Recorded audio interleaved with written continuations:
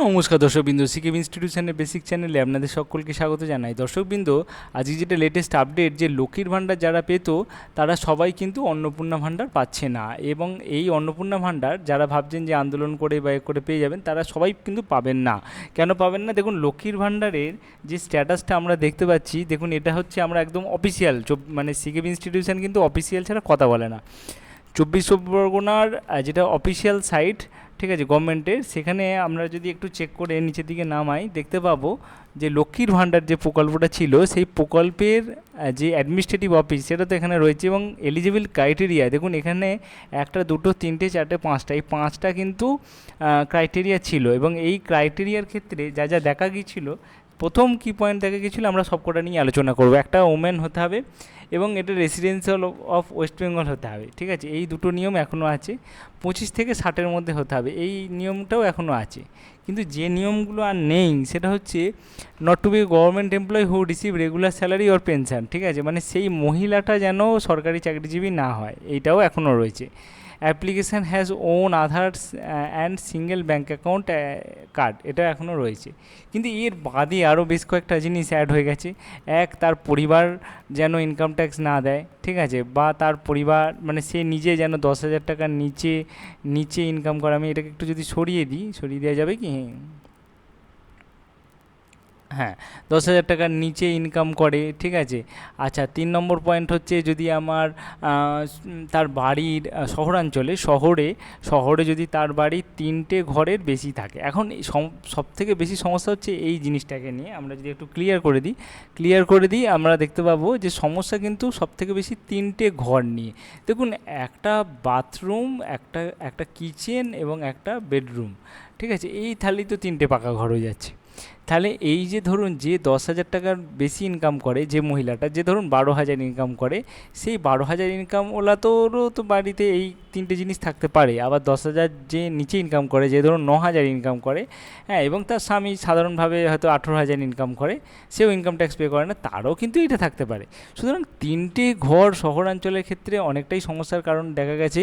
এবং এই জন্যেই মহিলারা কিন্তু ঝাঁপিয়ে পড়ছেন। দেখুন, এখানে আগেকার দিনে যে সাইটটা এখনও আপডেট হয়নি, social-security.wb.gov.in আছে। আমরা আজও যদি সোশ্যাল সিকিউরিটি ডাব্লিউবিতে যাই, ধরুন আমরা একটা নতুন ট্যাব খুললাম এবং সেই ট্যাবে আমরা যদি সোশ্যাল সিকিউরিটিতে যাই, তাহলে কি আসছে? তাহলে যে সাধারণ মেন পেজটা, সেটাই আসার কথা। এবং এখানে 1,000 টাকার বদলে এবং 1200 টাকার বদলে 3,000 এসছে। আচ্ছা, এই যে সোশ্যাল সিকিউরিটি সাইট, এখানে অ্যাক্সেস লগ ইন করলে আমরা যে ডিস্ট্রিক্ট যদি সিলেক্ট করি এবং ডিস্ট্রিক্ট সিলেক্ট করে মোবাইল নাম্বার দিলে, ওটিপি দিলে, সামান্য যাবে, সবাই তাই আসছে। এখন যদি ধরুন রিজেক্ট আসছে বা ফার্দার ভেরিফিকেশান আসছে, ফার্দার ভেরিফিকেশান মানে যে আপনার পাবেন না তা নয়, হ্যাঁ, এই মাসটা পেলেন না, কিন্তু আপনি পাবেন না তা নয়, আপনি অবশ্যই পাবেন। কিন্তু কি হবে, আপনার যে 3টে ঘর, এই 3টে ঘর, নাম্বার 1, নাম্বার 2, নাম্বার 3, এই 3টে যে ঘর আছে, সেই ঘরগুলো ভেরিফিকেশান হবে। এবং এই ভেরিফিকেশান হওয়ার পর আপনার যে আর্থিক পরিস্থিতি, তার সেই আর্থিক পরিস্থিতিটা নিয়ে আলোচনা হবে, তারপর আপনাকে রাইট করবে। এবং রিজেক্টেড যে পুরোপুরি হয়ে গেছে এমন কারও কিন্তু করেনি।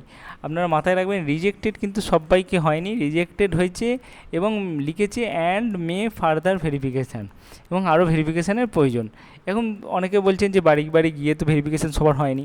অবশ্যই তার বাড়ি গিয়ে ভেরিফিকেশান হয়নি, কিন্তু সবসময় মনে রাখবেন যে সরকারি আইসিডিএস কর্মীদের, তারা কিন্তু সবথেকে বেসিক লোকালের, ঠিক আছে, সবথেকে বেসিক, তারা সবথেকে জানে যে কাদের মোটামুটি আর্থিক অবস্থা ভালো এবং কাদের পরিস্থিতি খারাপ।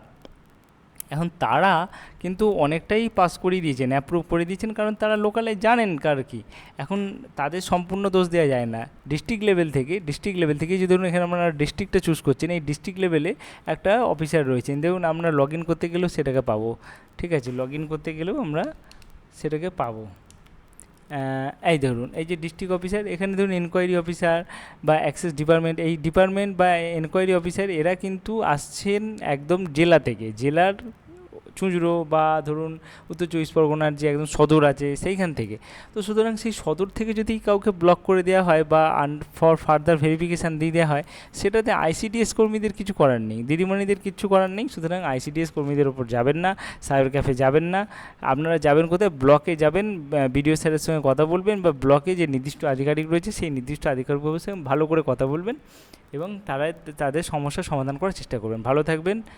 সুন্দর থাকবেন, ভালো থাকবেন।